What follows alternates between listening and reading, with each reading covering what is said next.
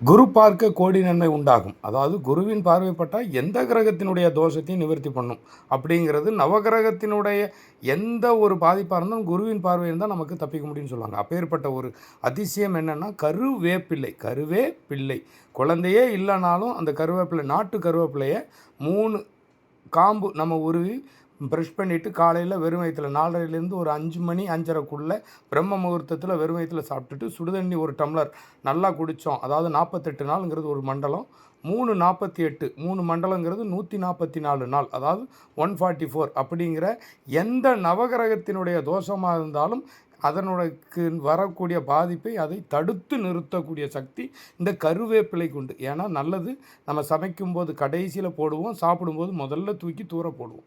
ஏன்னா நல்லதினுடைய தன்மை நமக்கு தெரிகிறதில்ல.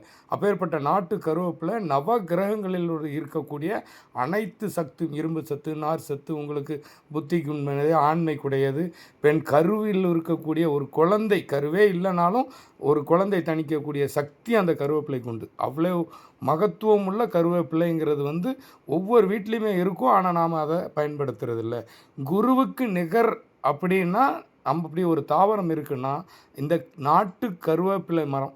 அந்த நாட்டு கருவேப்பிலையை நம்ம 3 இனுக்கு, ஆணாக இருந்தாலும் சரி பெண்ணாக இருந்தாலும் சரி, 48 நாட்களை உட்கொண்டால் நவ கிரகத்தினுடைய எந்த பாதிப்பாக இருந்தாலும், எந்த பிரச்சனையாக இருந்தாலும் சகலமும் விலகும். உங்களுக்கு செல்வம் வேணுமா, உங்களுக்கு வீட்டுக்கு என்ன வேணும், இதை நம்ம தொடர்ந்து செய்யும்போது நம்ம உடம்பில் இருக்கக்கூடிய அத்தனை நெகட்டிவையும் எப்படி குருவின் பார்வைப்பட்டால் அனைத்தும் நம்மை விட்டு, அனைத்து தடைகளும் நம்மளை விட்டு விலகுமோ அதே போல் நம் வாழ்க்கையில் இருக்கக்கூடிய பிரச்சனைகள் நம்மை விட்டு விலகுவதற்குண்டான வழிகளை இதை உண்டாக்கும்.